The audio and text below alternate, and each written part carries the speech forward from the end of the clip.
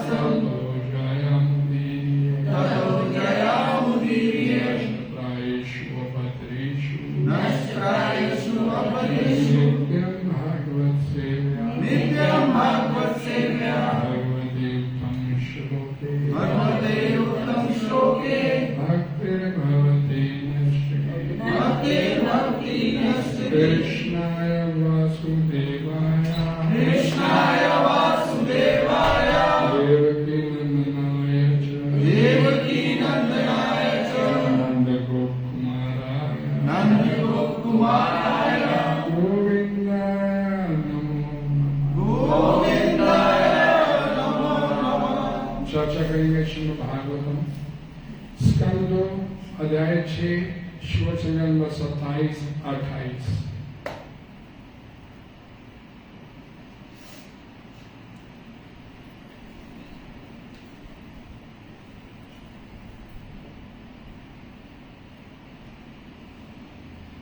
गद्यो मध्यश्च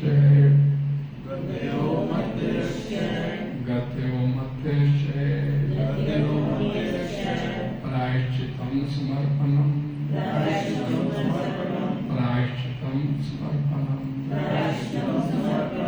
पुरुष एवयवे एते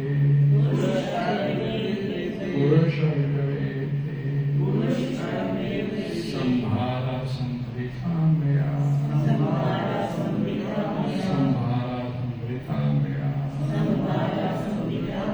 इति संभृता संभारा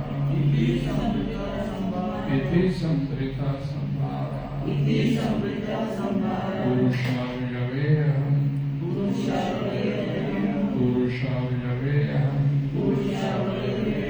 अमेव पुरुषं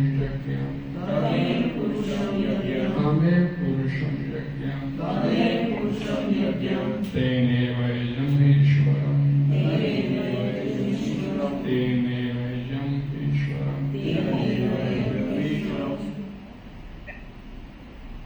हिंदी अनुवाद।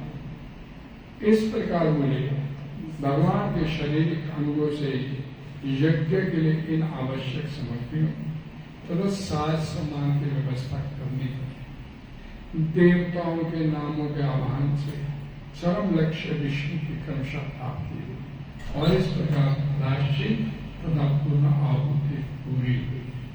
इस प्रकार में यज्ञ के भोक्ता परमेश्वर के शरीर के अंगों से यज्ञ के लिए सारी सामग्री तथा साज सामान उत्पन्न किए और भगवान को प्रसन्न करने के लिए मैंने यज्ञ संपन्न किया।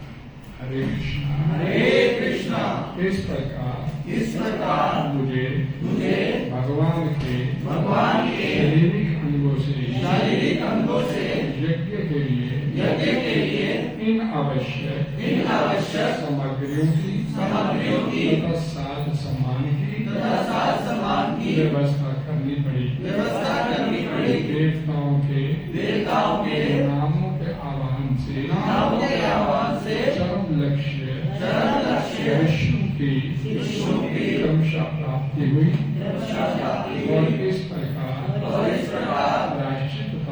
प्रायश्चित तथा पूर्ण आहुति पूरी हुई। इस प्रकार मैंने यज्ञ के भोक्ता परमेश्वर के शरीर के अंगों से यज्ञ के लिए सारी सामग्री तथा साज सम्मान उत्पन्न किए और भगवान को प्रसन्न करने के लिए मैंने यज्ञ संपन्न किया। तात्पर्य इस ड्राइंग के जगद्गुरु श्री प्रकाशी द्वारा सरल स्पष्ट है। ध्यान से सुनिएगा, ध्यान से पढ़िएगा।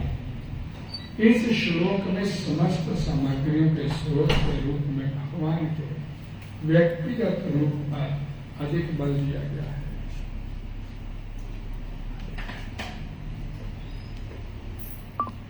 न कि निर्विशेष ब्रह्म ज्योति का। भगवान नारायण समस्त यज्ञ फलों के लक्ष्य हैं। अतः वैदिक मंत्र अंत तो गत्वा इसी उद्देश्य की प्राप्ति के लिए होते हैं। इस तरह नारायण को प्रसन्न करके तथा वैकुंठ धाम में नारायण के प्रत्यक्ष सानिध्य द्वारा समाधिस्थ होकर जीवन को सफल बनाया जा सकता है।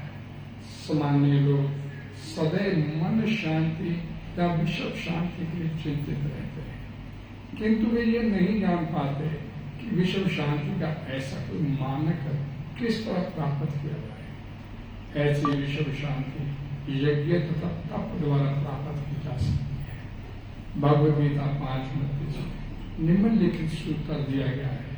भोक्तारं यज्ञ तपसा सर्वलोक महेश्वर सुहृदं सर्वभूतानां ज्ञात्वा मां शांति कर्म योगी जानते हैं कि परमेश्वर समस्त यज्ञों के तथा संयमी जीवन के असली भोक्ता तथा पालक है। वे ये भी जानते हैं कि भगवान समस्त लोगों के परम स्वामी है तथा समस्त जीवों के वास्तविक मित्र है।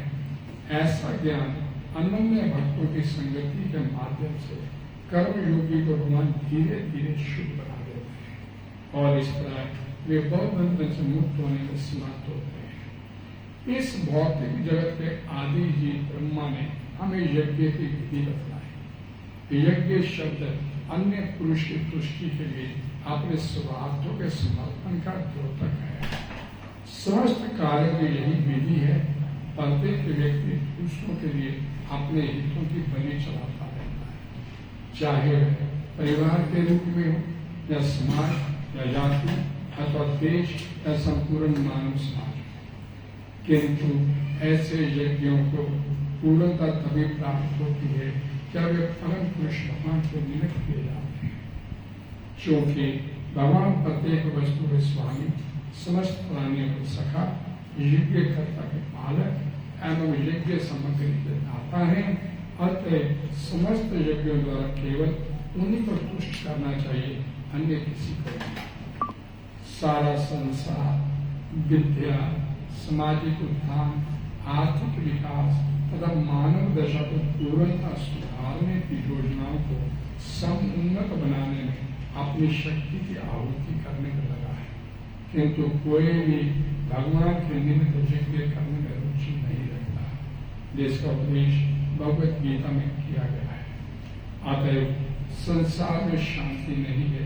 यदि सारे लोग सचमुच विश्व शांति चाहते हैं तो उन्हें परम स्वामी तथा सदों के सखा के निमित्त यज्ञ संपन्न करना चाहिए। हरे कृष्णा हरे कृष्णा। ओम अज्ञानतिमिरन्धस्य ज्ञानाञ्जनशलाकया चक्षुरुन्मीलितं तस्मै श्रीगुरुवे नमः। श्रीचैतन्यमनोभीष्टं स्थापितं येन भूतले स्वयं रूपं कथं ददामि स्वपदान्तिकं। वन्देऽहं श्रीगुरुं श्रीभद्रं श्रीभूमिशं श्रीरूपं साग्रजातं सहितं साद्वैतं साधुतं चैतन्यदेवं श्री राधा कृष्ण पादां सहगणललिता श्रीविशाखान्वितां। नमो विष्णुपदाय कृष्णपृष्ठाय भूतले श्रीमते भक्तिवेदान्त स्वामिनिधि नामिने। नमस्ते सरस्वती देवे गौरवाणी प्रचारिणे निर्विशेषशून्यवादी पाश्चात्याधिष्ठानिने। हे कृष्णा करुणा सिंधु दीनबन्धु जगत्पते गोपेश गोपिका कांत राधा कांत नमस्ते। तप्त कांचन गौरांगी श्री राधे वृंदावनेश्वरी विश्वानुसुते देवी प्रणमामि हरिप्रिये। वाञ्छाकल्पतरुभ्यश्च कृपा सिन्धुभ्यश्च पतितानां पावनेभ्यो वैष्णवेभ्यो नमो नमः। जय श्री कृष्ण चैतन्य प्रभु नित्यानंद श्री अद्वैत गदाधर श्रीवासादि गौर भक्तवृंद। हरे कृष्णा कृष्णा कृष्णा हरे हरे, हरे राम राम राम हरे हरे। ग्रंथराज महाराज जय, जगद्गुरु श्री भगवान जय।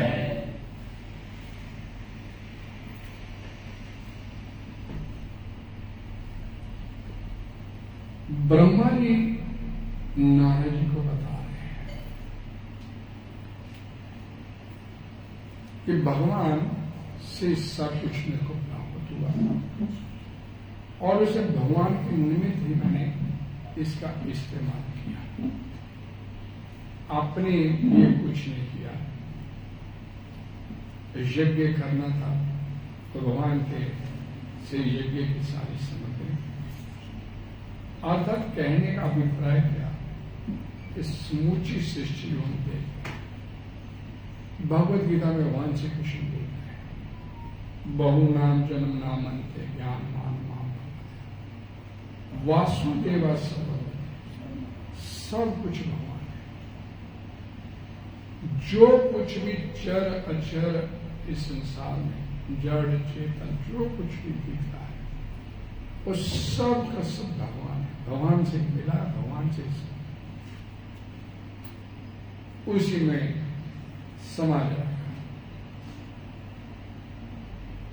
अपना अस्तित्व जो भौतिक अस्तित्व उसी से मिलता है, अपना ओरिजिनल अस्तित्व उसी का पार्ट में। एवरीथिंग वासुदेवा सर्वम, इसके अलावा कुछ नहीं। और ब्रह्मा जी यहाँ पर नारद जी बोलते हैं कि भगवान को प्रसन्न करने के निमित्त में तो यज्ञ करने की इच्छा और आवश्यकता होती है, तो उसके लिए जितनी साज सामग्री थी वो मैंने भगवान की शारीरिक अंगों से और उसके निमित्त मैंने यज्ञ किया। भगवान श्री कृष्ण का एक नाम यज्ञ भी है। जो कुछ किया जाता है यज्ञ अर्थात कर्म भगवान की प्रसन्नता के लिए, और कोई इसके पीछे औचित्य होना ही नहीं चाहिए। जो कुछ मिला उसी की सेवा में अर्पण करना, जहां ब्रह्मा जी नारद जी के बाद बता रहे हैं। इस श्लोक के माध्यम से समस्त सामग्रियों के स्रोत के रूप में भगवान के व्यक्तिगत स्वरूप पर अधिक बल दिया गया। भगवान नारायण समस्त यज्ञ फलों के लक्ष्य है। एकमात्र लक्ष्य भगवान श्री नारायण, भगवान श्री कृष्ण, भगवान श्री विष्णु। अतः वैदिक मंत्र अंत तो गत्वा इसी उद्देश्य की प्राप्ति के लिए नारायण को प्रसन्न करके तथा वैकुंठ धाम में नारायण के प्रत्यक्ष सानिध्य द्वारा समाधिस्थ होकर जीवन को सुख बनाया जा सकता। मैं भगवान का, भगवान मेरे, और मेरी जितनी भी क्रियाएं प्रतिक्रियाएं सब कुछ उसके लिए अपने लिए कुछ नहीं। और यहां पर भगवान प्रभुपाद जी बताते हैं कि मैंने भगवान को प्रसन्न करने के लिए यज्ञ संपन्न किया। और प्रभुपाद जी इसके तात्पर्य में लिखे, हर व्यक्ति संसार में शांति, सुख शांति चाहता है, लेकिन वो शांति की खोज कहां पे प्राप्त हो सकती शांति, उसके लिए प्रयास नहीं करता। भाग दौड़ कर रहा है, मन से स्थानी, इंद्रियानी, प्रकृति स्थानी, संसार में लगा संघर्ष कर रहे कि सुख प्राप्त हो जाए, आनंद मिल जाए। लेकिन वो आनंद, वो सुख, वो शांति और कैसे मिलेगी? भगवद गीता में भगवान श्री कृष्ण 5वें अध्याय का 29वें श्लोक का हवाला देते हुए प्रभुपाद जी यहां पर बताते हैं, भोक्तारं यज्ञ तपसाम सर्वलोक महेश्वर सुहृदय सर्वभूतानाम ज्ञात्वा माम शांति। 3 पॉइंट प्रोग्राम, 3 सूत्रीय फार्मूला भगवान श्री कृष्ण अर्जुन को दिए भगवद गीता 5वें अध्याय के 29वें। समस्त यज्ञों का वास्तविक भोक्ता मैं, सर्वलोक महेश्वरम मालिक, अल्टीमेट मैं हूं। सुहृदय सर्वभूताना, आपका, हमारा, सबका सबसे पहला शुभ चिंतक भगवान श्री कृष्ण ब्रह्मा है। इस 3 सूत्री फार्मूले को कोई अपने जीवन में अपना ले, यह बोला है ज्ञात्वा माम शांति, और वास्तविक शांति प्राप्त हो। और ये तीनों बातें के विपरीत हम लोग चलते हैं। कंज्यूमर भोक्ता भी अपने आप को हम मानते हैं, मालिक भी हम मान के बैठे अपने आप को यहां, और उसे कभी अपना वैल्यूएशन माना। तीनों बातों की विपरीत हम इस संसार में, और फिर उसके बाद शांति चाहते हैं। तीनों बातों के विपरीत चलते हुए फिर इसके बाद शांति भी चाहते हैं, शांति भी नेक्स्ट इम्पॉसिबल, हो नहीं सकता, कभी नहीं, नेवर। इस भौतिक जगत के आदि जी ब्रह्मा ने हमें यज्ञ की विधि बतलाई। यज्ञ शब्द अन्य पुरुष की तुष्टि के लिए अपने स्वार्थों के समर्पण का बोध, सेंसी ग्रेटिफिकेशन नहीं, सिर्फ भगवान की इंद्रिय की तुष्टि के लिए कर्म अपना। समस्त कार्यों में यही विधि है और प्रत्येक व्यक्ति दूसरों के लिए अपने हितों की बलि चढ़ाता है। इस संसार में हम लगे हुए हैं, परिवार कैसे ठीक ठीक चले, संतान कैसे ठीक रहे, पत्नी कैसे ठीक रहे, पति कैसे ठीक रहे, उसके लिए प्रयासरत रहते हैं। समाज कैसे ठीक रहे, राष्ट्र कैसे ठीक रहे, इसके लिए तो प्रयासरत रहते हैं, लेकिन भगवान कैसे प्रसन्न हो जाए इसके लिए कभी सोचते ही नहीं, इधर कभी अपना ध्यान भी नहीं देते।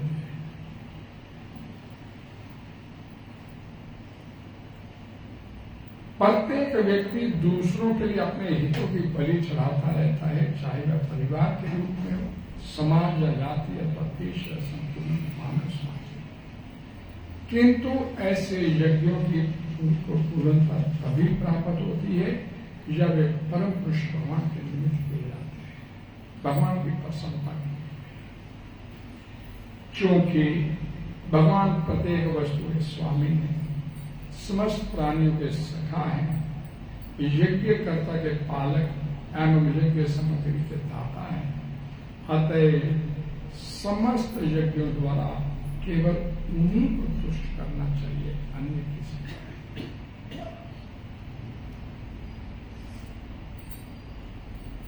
प्रभुपाद जी से पूछा गया, ऐसी विधि बताएं कि जब हम कीर्तन करने के लिए जाते हैं कहीं पर, लोग इतना प्रसन्न हो जाए पूछो। तो पप्पा जी ने जवाब दिया, लोगों की प्रसन्नता नहीं चाहिए। लोग कैसे प्रसन्न, भगवान कैसे प्रसन्न हो उसकी प्रसन्नता के लिए कीर्तन होना चाहिए। कथा भगवान के निमित्त होनी चाहिए, भगवान कैसे प्रसन्न हो। पप्पा जी बोलते थे, दुनिया को प्रसन्न नहीं किया जा सकता। 4 लोग कथा सुनने के लिए आ जाते, कल को 4 नहीं आएंगे, कोई और आ जाएंगे, परसों कोई और आ जाएंगे। लेकिन भगवान आप कथा सुनाते तो भगवान आपकी कथा सुनाते, स्थायी तौर पर आपके पास होते। भगवान प्रसन्न हो गए तो पूरी कायनात प्रसन्न हो जाती, संतुष्ट हो जाती है पूरी कायनात। द्रौपदी से एक साग का पत्ता लिया,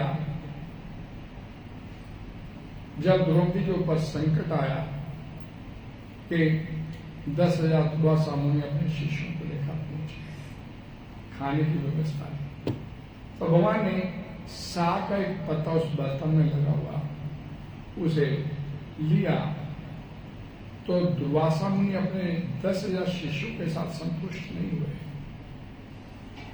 समूची कायनात संतुष्ट हो गई। 10,000 ऋषि नहीं हुए संतुष्ट, समूची कायनात तृप्त हो गई। भगवान तृप्त है तो सब तृप्त हो जाए। भगवान को आपने प्रसन्न कर लिया, तो आपको किसी अन्य को प्रसन्न करने की आवश्यकता नहीं। भगवान आपसे प्रसन्न नहीं है तो फिर आपसे कोई प्रसन्न नहीं। लेकिन इस तरफ हमारी दृष्टि कभी नहीं जाती। इस संसार में आए हैं तो क्या करने के लिए आए और क्या कर रहे हैं, ये सारा संसार विद्या, सामाजिक उत्थान, आर्थिक विकास, मानव दशा को पूर्णतः सुधारने की योजनाओं को समुन्नत बनाने में अपनी शक्ति की आहुति करने लगा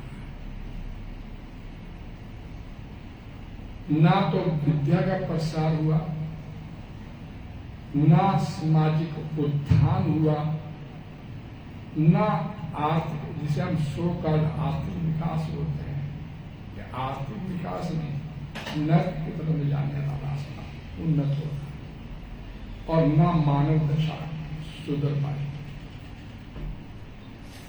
और ये सारे काम करने के लिए पूरी समूची शक्ति लगाती मानव समाज, लेकिन प्राप्त भी कुछ नहीं। किंतु कोई भी भगवान के निमित्त यज्ञ करने में रुचि नहीं रखता, जिसका उद्देश्य भगवद गीता में भगवान द्वारा किया।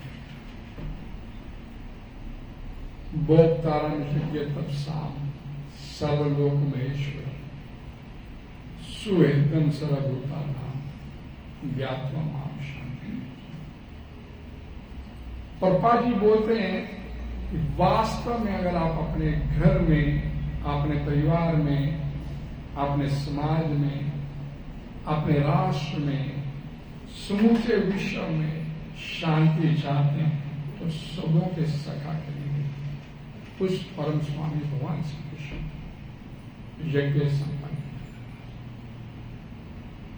और कोई रास्ता नहीं है, इसके अलावा और कोई रास्ता नहीं।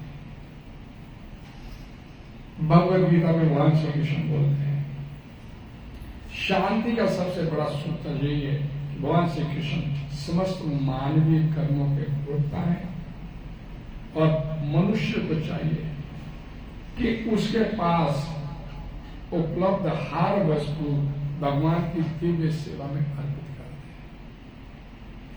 क्योंकि वे ही समस्त लोगों तथा उनमें रहने वाले तमाम देवताओं के, तमाम जीवात्माओं के स्वामी हैं। उनसे बड़ा कोई नहीं। बड़े से बड़ा देवता शिव तथा ब्रह्मा से भी महान है। वेदों में कहा गया श्वेताश्वतर उपनिषद भगवान को तमेश्वरा नाम परम महेश्वरम कहा गया। माया के वशीभूत होकर सारे जीव सर्वत्र अपना फल दिखाना चाहते हैं, लेकिन वास्तविकता ये है कि सब जगह भगवान की माया का मूल है।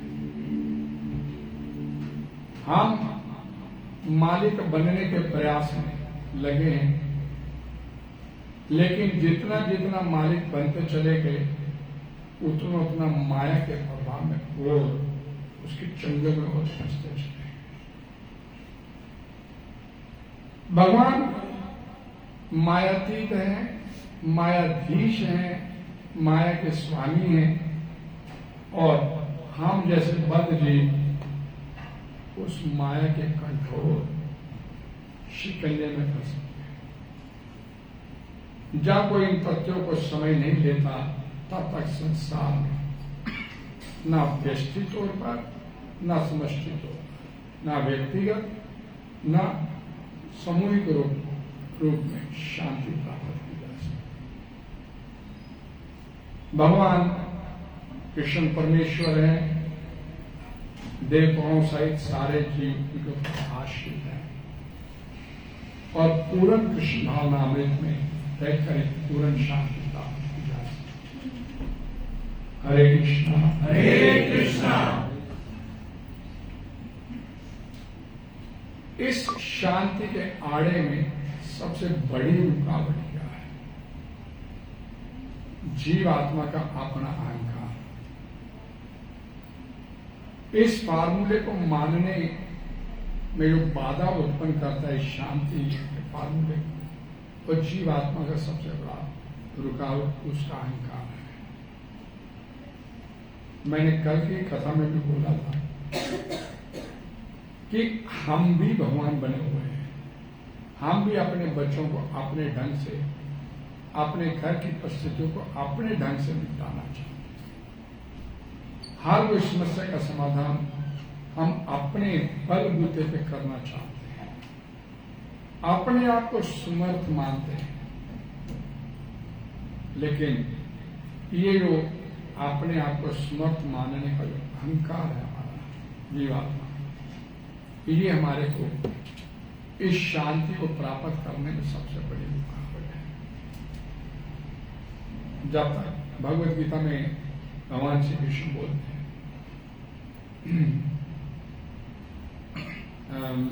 18वें अध्याय का 57 नंबर श्लोक में कई बार बोला, चेसा सर्वकर्माणि मयि स्मृत्य बुद्धि लोगों को आश्रित मच्चिता सत्यम भाव, अपने हर काम के लिए मेरे ऊपर डिपेंडेंट हो जा। भगवान बोलते हैं डिपेंडेंट नहीं होते हम उसके अपने बूते पे, हम अपने बूते पे हर समस्या का समाधान करें। तो भगवान को अगले श्लोक में कहना पड़ा, अत चेत तुम अहंकार नाशोसी, ये अहंकारवश तो मेरी बात को नहीं मानेगा, अहंकारवश अगर मेरी बात को नहीं सुनेगा, नहीं समझेगा तो विनष्ट हो जाएगा। तो विनष्ट होने वाले उस मार्ग पर हम लोग चले हुए हैं। भगवान बार बार हमारे को निकालना चाहते हैं, लेकिन अपने इसी अहंकार के चलते हम उसकी बात को अनसुना कर देते हैं। एक बड़ा सुंदर एग्जाम्पल आता है इसमें। एक माता ने देखा मेरे अपने घर में छोटा बालक सो रहा है, बालक सो रहा है, तो गांव के कुएं से पानी भरने के लिए माता चली गई। पानी भरने के लिए चली गई और पीछे से बालक की नींद खुल गई। बालक ने इधर उधर देखा, माता दिख नहीं रही है, हाथ पैर मारे, छोटा था, माता को ढूंढने के लिए बाहर निकला। अब बाहर बड़ी तेज धूप है और दूर से उसने अपनी माता को देख लिया। माता सिर पे घड़े का जल का घड़ा लेकर उठा के घर की तरफ आ गई। बालक से रहा नहीं गया तो तुरंत भागता हुआ और माता की तरफ गया, रोता हुआ चिल्ला रहा है, मेरे को छोड़ के चली गई। और अब माता के पास पहुंचने का उसके पैर जो नीचे थे, तेज धूप थी तो उसे पैर चल गए और ज्यादा रोना उसका शुरू हो गया, पैर भी चल गए। अब माता ने क्या किया, अपना हाथ एक नीचे किया, मेरा हाथ पकड़ ले, झुक नहीं सकती क्योंकि घड़ा पानी था। घड़े को सिर पे रखे होने की वजह से झुक नहीं पा रही है, तो ऐसे क्या मेरा हाथ पकड़ ले। बालक ने रोना शुरू कर दिया, नहीं तो गोदी उठा ले। बालक रोता चला जा रहा है, गोदी उठाने की बात करता है, लेकिन अपना हाथ ऊपर करके माता का हाथ पकड़ना चाहता है कि माता उसको अपनी गोदी में उठा। और जोर जोर से चिल्लाना शुरू कर दिया, नीचे पैर जल रहे उस बालक के, और जोर जोर से रोते चिल्लाते हुए हमने देखा कि माता हाथ नीचे नहीं झुक रही, मेरे को उठाने के लिए नहीं झुक रही, तो जमीन पर लेट गया। अब जमीन पर लिटने से उसका शरीर और जला। माता ने ध्यान नहीं दिया, माता ने घड़ा सिर पे उठाया होता, सामने घर था, चुपचाप आजा पीछे पीछे आया। उसके पीछे पीछे बालक फिर उठा, रोता चिल्लाता हुआ, फिर माता के पीछे पीछे घर के अंदर। शास्त्र बोलते हैं और बालक को क्या योग्यता प्राप्त करनी थी, थोड़ा सा हाथ ऊपर उठा के अपनी माता का हाथ, उसकी कौन सी बेइज्जती हो जाती अगर वो अपना थोड़ा सा हाथ ऊपर उठा के माता, नहीं मेरे को तो गोदी पे उठाए, नीचे झुके, मेरे को उठाए। उसका कौन सा अपमान हो जाता अगर वो थोड़ा सा अपना हाथ ऊपर उठा लेते।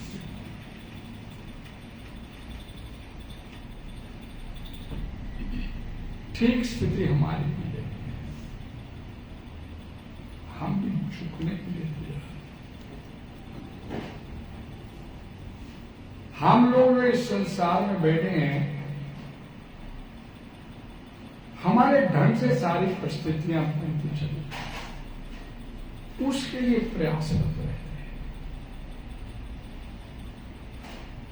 मेरे ढंग से सारी परिस्थितियां बने, मैं अपने ढंग से सारी अनुकूल बना, और इस अनुकूलता को प्राप्त करने के लिए ताउम्र जद्दोजहद चलती रहती है। जीवात्मा झुकने के लिए तैयार है। भगवान का एक नाम है, हम पढ़ते हैं, एक श्लोक पढ़ते हैं डेली, हे कृष्णा करुणा सिंधु दीन दीन बनने के लिए तैयार नहीं, गुरु आपका फिर बंधु कैसे बने? हम दीन बनने के लिए तैयार नहीं, वो बंधु बनेंगे। वो आपके दुर्भाव नहीं देखता, आपके अवगुण नहीं देखता, आपके दोष नहीं देखता, आपकी कमियां नहीं देखता। एक होता ना कैमरा फोटो खींचते इससे, तो जैसा सामने दृश्य होगा वैसी फोटो आ जाएगी, एज इट इज। मुंह टेढ़ा किया तो टेढ़ी फोटो आएगी, उसमें कमी या कोई सब जो एज इट इज उसमें आ जाएगा। लेकिन भगवान का जो कैमरा है वो आपकी कमियां नहीं देखता है,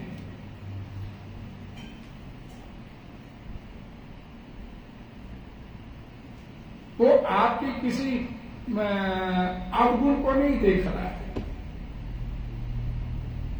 आपके किसी पाप को नहीं देखता है। उसका जो कैमरा है, अक्सर लोग बोलते हैं इस बात को कि इतने पाप किए हैं तो भी हमारा तो कल्याण नहीं हो सकता। तो उसके जवाब क्या हो गया कि आपके पाप बड़े हैं, भगवान छोटे हैं। ये बात, भगवान छोटे नहीं है, भगवान बड़े हैं। लेकिन हम ये मानकर बैठ जाते हैं नहीं हमारे पाप, हमारा कल्याण नहीं हो सकता। हमारे को उठाने के लिए, हमारा जीवन मंगल में बनाने के लिए, आनंद में बनाने के लिए हर प्रकार से वो झुकने के लिए तैयार है। वो झुकने के लिए तैयार। अपि चेत सु दुराचारो भजते माम। कितना ही बड़े से बड़ा खूब कतल कुतल भी करके क्यों नहीं बैठा, बलात्कार पता नहीं क्या सब कुछ करके बैठा, भजते माम अनन्य। एक बार मेरा नाम प्रेम से लेना शुरू कर दे, ये मन में निश्चय कर ले कि भाई भगवान मैं आपका, ये बात बोल दे, सर इतना बोल दे कि मैं प्रभु आपका, मेरे को पकड़ लो। तो उसके एवज में क्या बोलता है, साधु रे समता, गोदी में उठाने के लिए तैयार। लेकिन हमारा अहंकार हमारे को झुकने नहीं देता। हम सब लोग इतने बैठे हैं यहां पर, किसी के जीवन का कोई अनुभव बता दीजिए कि जब आपके ऊपर कोई विपत्ति आई, कोई संकट आया, कोई रोग आया, कुछ समस्या खड़ी हुई, तो सबसे पहले अपने भगवान से प्रार्थना की, भगवान मेरा ध्यान। किसी ने पहले संसार की तरफ देखते हैं, ये बचा देगा, ये मेरी समस्या का समाधान कर देगा। एक कुछ दिन पहले एक माता जी मेरे को मिले और मेरी जिंदगी बड़ी दुर्बल हो गई। क्या हुआ? 1 महीना पहले पता चला मेरे को शुगर हो गई है, खाना नहीं अच्छा लग रहा, रो रो के दिन कटता है, मेरे को शुगर, मैं कुछ खा नहीं सकता, सारा दिन रो रो के जीवन निकला, दिन निकलता तो पूरा दिन रो के निकला। रोना कब होता है, चिंता कब होती है? जब इस पर विश्वास नहीं होता, और तब समस्या और व्यापक होती है, और बढ़ती है समस्या। इस पे विश्वास। रोना कब? जब इस पे विश्वास करते हैं। इस पे विश्वास है तो फिर रोना किस बात? समस्या आई है सुहृदय सर्वभूताना, कुछ सिखाने के लिए, और तब जब कोई समस्या ऐसी भयंकर रहता तो हम सोचते हम तो पाक साहब हैं, हमने तो कोई ऐसी गलती की, हम तो कभी पाप ही नहीं किया। और ये सोच के बैठे थे, रो रो के बुरा। मैं तो रोने से आपकी समस्या आ गई हो जाएगी। रोने से तो हम भी इकट्ठे मिलकर रोते, शायद आपका शुगर खत्म हो जाए।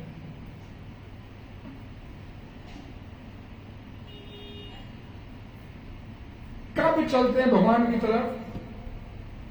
जब संसार के सारे दरवाजे बंद हो जाते हैं, अब तो ये भगवान ही मारे, फिर भगवान की तरफ चलते हैं।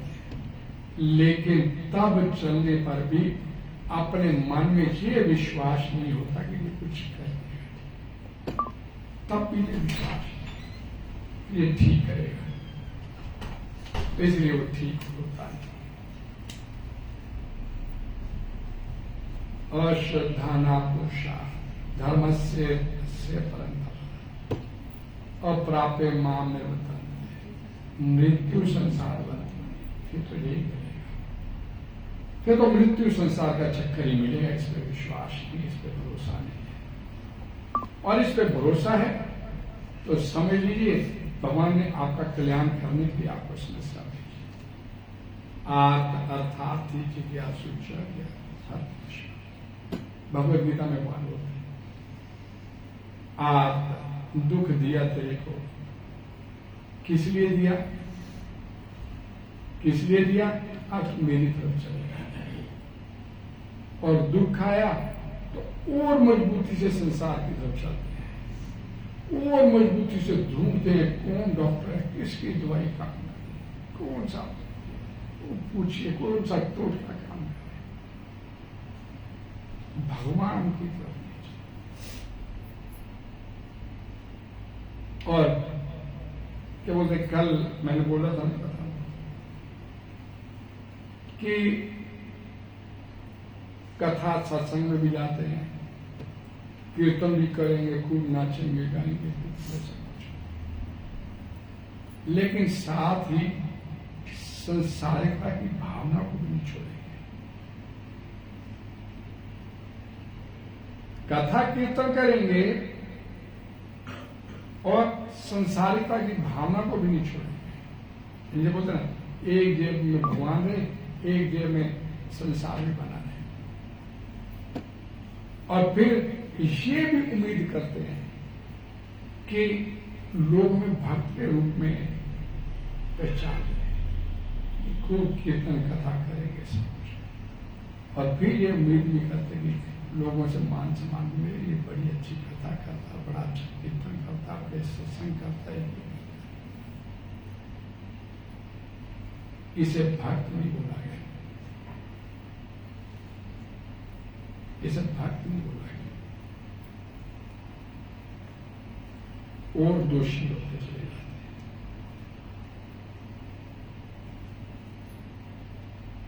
समस्या का समाधान तो बोलते हैं प्रभा जी, अपना आध्यात्मिक जीवन सुधार, अपना भक्ति में जीवन सुधार लीजिए, तो संसारिक जीवन आपका अपने आप ही उठ जाएगा। उसे उठाने की फिर आपको जरूरत नहीं है। मेरा जिंदगी में आपकी कोई भौतिक कामनाएं भी है ना, तो वो भी आपकी फुलफिल हो जाएगी। कुछ संसारिक काम कुछ चाहते हैं ना, तो वो भी आपको प्राप्त हो जाएगा। अनहोनी से अनहोनी चीज भी आपको मिल जाएगी। बस इसकी शरण में चले जाइए। इसकी शरण में जाने से दुनिया की ऐसी कोई दुर्लभ वस्तु नहीं जो आपको प्राप्त ना हो सके। विमुंचति यदा कामान मानवो मंच स्थिता तरही एव पुंडरीकाक्ष भगवत वाया के प्रहलाद महाराज को अपने मन से अपनी संसारिक कामनाओं को छोड़कर सिर्फ और सिर्फ इसकी सेवा में लगा देंगे अपने आप को, तरही एव पुंडरीकाक्ष। पुंडरीकाक्ष भगवान श्री कृष्ण का एक नाम है।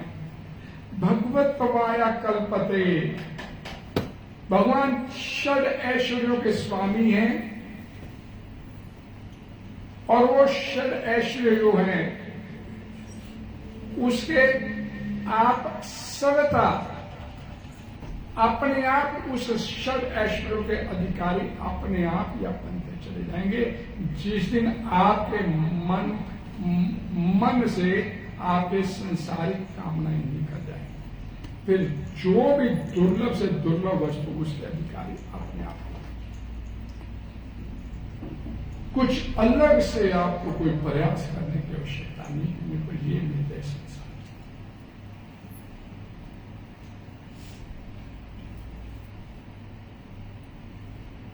भगवान के कैमरे में आपके अवगुण नहीं आते हैं। स्वल्पमपि यस्य धर्मस्य त्रायते महत् हो गया। एक बार हरे कृष्णा बोल, उसका भी मैं तेरे को लाभ। भगवान बोलते हैं एक बार बोलने से भी तेरे को मन से बोलना, मन में बोल मेरी तरफ चलना, बाकी काम फिर उसका है। फिर ये मत सोचना कि मैं बड़ा पापी हूं, मैंने बड़े पाप करके बैठा हूं, पता नहीं कल्याण होगा कि नहीं। एक पर मनोयोग से इसकी तरफ चलना, बाकी काम फिर उसका है। तो अपना प्रयास कर उसकी तरफ चलने का, और हो सकता तेरा प्रयास करने में तू गिर भी जाए, ठेडा भी खा जाए, ठोकर खा जाए, गिर जाएगा, तो भी वो तेरे को उठा लेगा। उसकी चिंता नहीं करना, बस एक मन में विश्वास है कि मैं तेरा हूं। बस साधु रेव से मंतव्य जब भगवान श्री कृष्ण ने बोला, तो साथ ही अगली लाइन क्या बोली, सम्यक व्यवस्थित हो। कि तूने अगर ये निश्चय कर लिया कि मैं आपका ही हूं, तो बाकी काम फिर मेरा। मैंने तेरे को साधु रेव से अपना पुत्र मान लिया। मैंने तेरे को ये निश्चय करके बैठा है कि मैं अब आपका है। और छल कपट उसके साथ नहीं चलता है। सबसे बड़ी बात कि बोल दो कि चलो अभी भगवान की तरफ चलेंगे, फिर 2 दिन बाद फिर उल्टा सीधा काम मन से करेंगे, तो वो नहीं चलेगा। छलियों में जुआ में भगवान बोलते भगवत गीता के ख्याल में, और जुआ तो किसी का नहीं होगा, तो भगवान कैसे आपको हो जाएंगे। एक बार मनोयोग से बोल देंगे तो आप बाहें पसारे आपका गोदी में उठाने के तैयार है। कमी उसकी तरफ से, कमी अपनी तरफ से। वो पूर्ण है, सामने में आती है, पूर्ण है। अगर कमी है तो अपनी तरफ से है। दरिया दूषण दास में नहीं राम में दोष, जन चलो एक पावड़ो, हरी चले सो दोष। आप एक कदम उसकी तरफ बढ़ाते हो, वो 100 कोस आपकी तरफ चलने के लिए तैयार है। आपको हर प्रकार से हर प्रकार की सुविधा देने के लिए बैठे हैं। कि एक सिंपल छोटी सी बात बताइए, आप इस संसार में बैठे हैं, आपकी अपनी अपनी सबकी संतान है। कोई माता पिता, भौतिक माता पिता अपनी संतान को दुख देने के लिए तैयार है। पुत्र भले अवज्ञाकारी हो तो भी माता पिता उसको बुरा नहीं चाहते। भौतिक माता पिता नहीं बुरा चाहते तो जो वास्तव में आपका माता पिता वो आपका कैसे आहित करे? वो वास्तव में माता पिता है, वो आपका अहित कैसे होने देगा? अहित तो होता है तो अपने कर्मों की वजह से होता है। वो आपके सारे कर्मों को नजरअंदाज करने के लिए तैयार बैठे। इसीलिए उसने बोला भजते मामन ने एक बार मेरी पूछी, एक बार मन से बोल दे कि मैं बाप का हूं, बाकी काम पे उसका। हृदय अंतस्थो ही अभद्रानी विदुनोति सूर्य। जितने तेरे अंदर के अभद्र हैं, तेरे अंदर के विकार हैं, जितने तेरे अंदर के अवगुण हैं, हृदय अंतस्थो, हृदय के अंदर जितने तेरे मन के अंदर जितनी मैल है, वो सारी की सारी साफ करने की वो और डिसाइड हमने करना है कि ये जो हम जीवन जी रहे हैं दुखों वाला, सड़ते मरते रहना है, अया इन दुखों से निकल के बाहर अपने घर वापस जाना है। एक डिसाइड है। वो तो बाहें पसार के बैठा है और मेरे पास डिसीजन आपका। हरे कृष्णा हरे कृष्णा हरे कृष्णा हरे कृष्णा कृष्णा कृष्णा हरे हरे हरे राम राम राम हरे हरे। कोई डिस्कशन?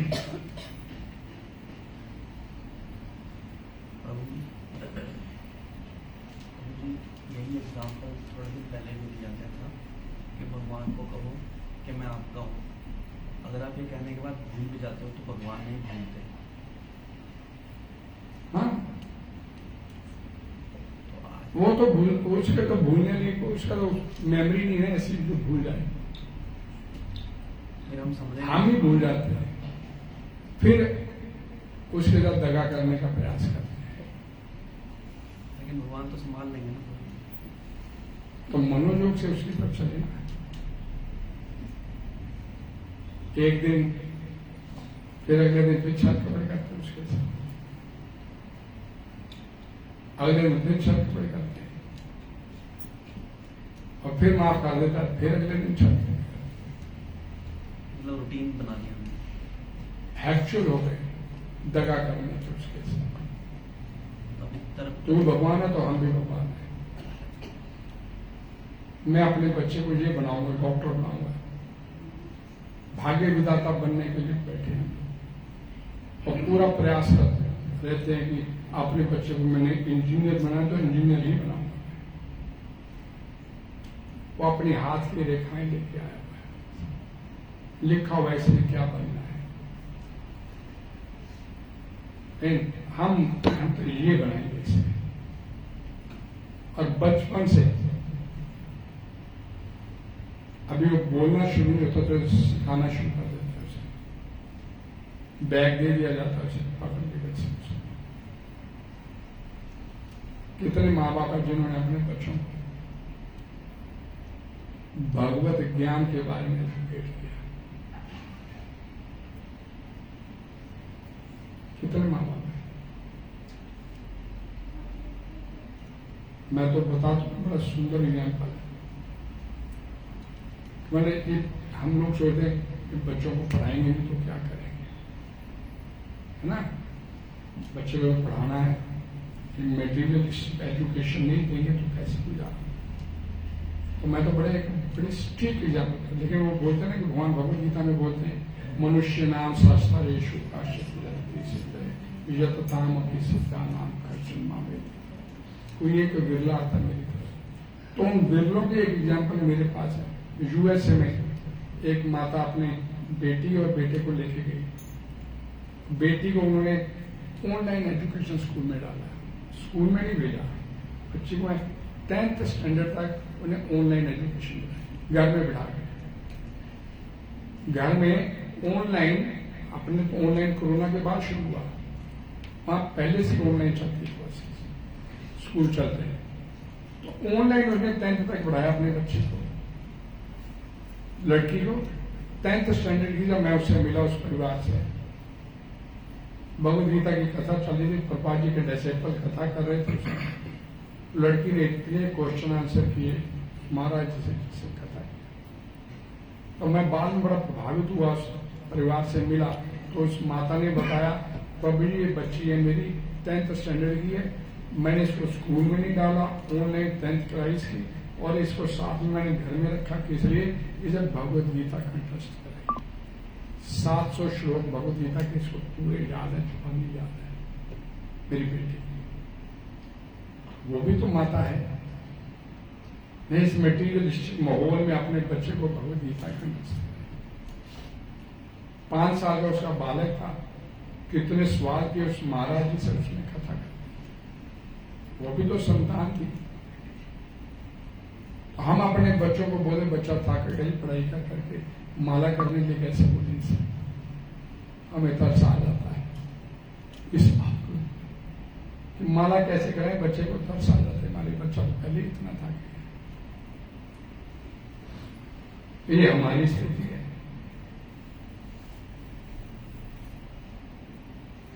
स्कूल से क्या ट्यूशन से छुट्टी नहीं करवाएंगे,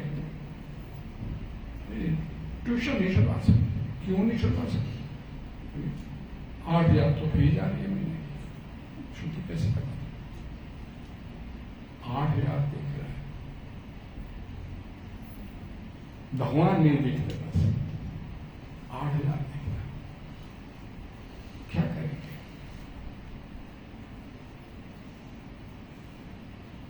वो भी माता, लेकिन वो माता पिता एक विरला है जिन्होंने अपने बच्चों को दिया एजुकेशन, और वो भी किस माहौल में?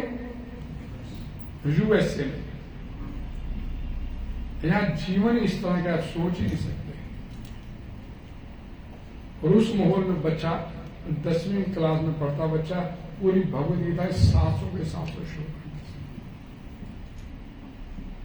वो भी माता पिता है। कुमाराचरित प्राज्ञो धर्मान भागवतान दुर्लभम मानुषम जन्म तथा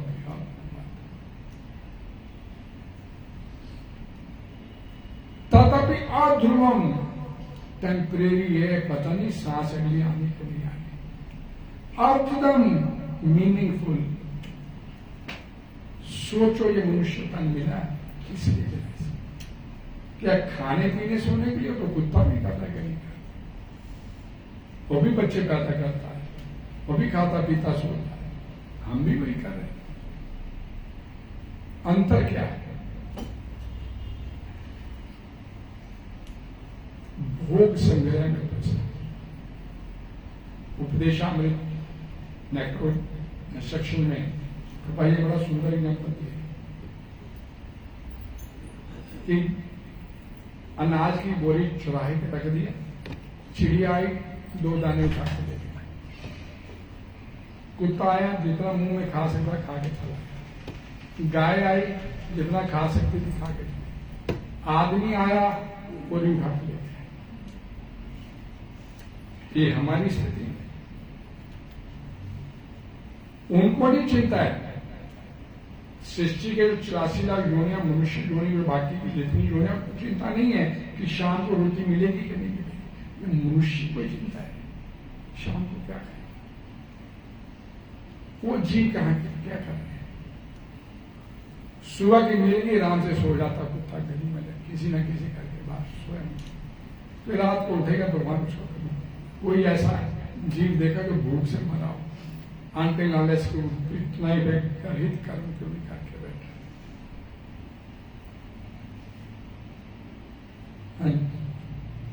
जैसे मैंने बताया कि हम परमात्मा को हम अपने आप समझ कर देते हैं, हम उस दिन से कैसे भी हर के लिए अच्छा सोचते हैं, अच्छे हमारे भाव बन जाते हैं, करने की पूरी प्लानिंग भी करते हैं।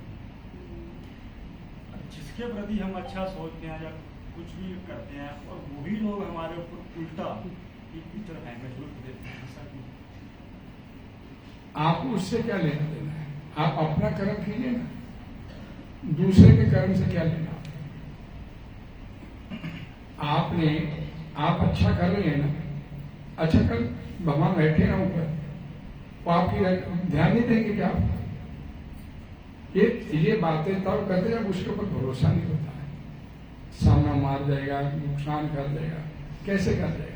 जब भगवान के आश्रित हैं आप, तो बात आपने ये बोली अच्छा बोलते हैं, अच्छा करते हैं। भगवद गीता का 16वां अध्याय चल रहा है। 2 प्रकार के जीव होते हैं, एक दैवी गुणों से संपन्न, एक आसुरी गुणों से संपन्न। दैवी गुण किसे बोलते हैं? क्योंकि हम चूंकि भगवान की संतान है, मामे वंशो जीव लोके जीव का सनातन, भगवान बोलते मेरे अंशों मेरी संतान। तो दैवी गुण हमारे अंदर ऑलरेडी है, अच्छा करने के, अच्छा बोलने के, अच्छा वो ऑलरेडी है। लेकिन जब जीव आत्मा माया के संपर्क में आता है, अपना प्रभुत्व जताना चाहता, इस संसार में प्रत्येक व्यक्ति, प्रत्येक वस्तु, प्रत्येक परिस्थिति, उसका सदुपयोग, उसका दुरुपयोग कैसे करना, ये आपने देखना, बुद्धि आपने देखना। उसका सदुपयोग होना चाहिए, उस वस्तु का, उस व्यक्ति का, उस परिस्थिति का, या दुरुपयोग, ये आपने देखना है। और आप अपना काम करते रहिए। अब भगवान के ऊपर आश्रित हो, भगवान आपका अहित नहीं होने देंगे, उसकी चिंता छोड़ दीजिए। किसी ने आपका नुकसान करने का तुला हुआ है, वो नुकसान तब तक नहीं कर सकता जब तक भगवान नहीं चाहते। भगवान चाहते हैं तो आपका नुकसान हो के रहेगा, और उसमें भी आपका कोई हित होगा। उस अगर भगवान के ऊपर आश्रित है, हम लोग क्या मेटीरियलिज्म को मानते हैं, भाई हमारा कोई नुकसान नहीं हो जाए। और भक्त क्या होता है? भक्त किसे बोलते हैं? तो नुकसान हो गया तो भगवान का थैंक्स करता है, और जिसने नुकसान किया उसके तेरी वजह से मेरा कोई पाप कट गया है, तू निमित्त बना, वो निमित्त बना ना उसमें, तो भाई तेरी वजह से मेरा एक पाप भी कट गया, तेरा धन्यवाद। और हम क्या करते हैं? माया के वशीभूत होने से मेरा चलने दे, फिर देखूंगा, उल्टा एक और पाप करने के लिए। मेरे लिए महत्वपूर्ण ये कि मैं क्या कर रहा हूं, मेरे लिए ये महत्वपूर्ण नहीं कि दूसरा क्या कर रहा है। भगवान पे आप आश्रित हैं तो फिर भगवान आपका हित कैसे होने नहीं देंगे। उसकी चिंता नहीं करो, उसकी अपनी चिंता करो, आपसे न करो। एक सिंपल जी बताता हूं। प्रभुपाद जी, एक व्यक्ति शरेआम गाली भाग के चला गया, खूब अच्छी खासी गालियां दे, प्रभुपाद जी कुछ नहीं, मंदिर के बाहर खड़े थे, अपने भक्तों के साथ विचार विमर्श कर रहे थे। एक्शन रिप्ले हुआ, 20-25 दिन बाद फिर प्रभुपाद जी वैसे ही खड़े थे। वही व्यक्ति जिन्होंने गालियां दी थी फिर उधर से आ, अब वो व्यक्ति अपनी टांगों के साथ निकाला, विशाखों के साथ। अब वो गाली नहीं दे रहा था, सिर झुका के जा रहा था पापा जी के आगे से, अब वो सिर झुका हुआ था। तब पापा जी उससे फिर बोले, पहले नहीं बोले जब उसने गाली दी, तब पापा जी बोले सिर झुकाए, भगवान को गाली दे दोगे ना, भगवान सहन लेता, पिता है, पिता अपने पुत्र की अभद्रता सहन कर लेता है, मेरी संतान है। लेकिन भगवान के भक्त को गाली दोगे तो वो बड़ी भारी पड़ जाएगी। रिप पड़ेगी। भगवान के ऊपर आश्रित पर चिंता नहीं कीजिए, दूसरा क्या करना है। आप देखिए कि आपका आचरण कैसा होता है, उसमें नहीं बदलाव आना चाहिए। और प्रभु जी, जब हम जाप करते हैं ना पूरा, तो फिर जैसे कभी अच्छा या बुरा कुछ हो जाता है तो वो एक दो दिन तो वही चलता रहता दिमाग में, ऐसे क्यों? भरोसा नहीं है ना भगवान के ऊपर। जिस दिन भरोसा बैठ जाएगा, अच्छा बुरा सोचेंगे नहीं। अक्सर लोग बोलते हैं वो फलाना व्यक्ति इतना भजन करता था, उसके जीवन में इतना भारी दुख आ गया, क्या फायदा भजन करके। जिसके जीवन में दुख है वो नहीं सोच रहा है मेरे जीवन में दुख है। कौन लोग ये बातें सोचते हैं? जिन्होंने खुद भजन करना नहीं होता, वो इस तरह की क्यास लगाए, इस तरह की बातें करें। क्यों कहते हैं जो हमने अच्छे बढ़िया भजन नहीं करते। ठीक है भाई, बढ़िया।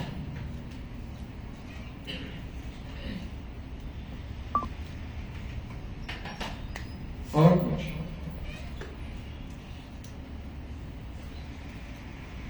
ऑनलाइन कोई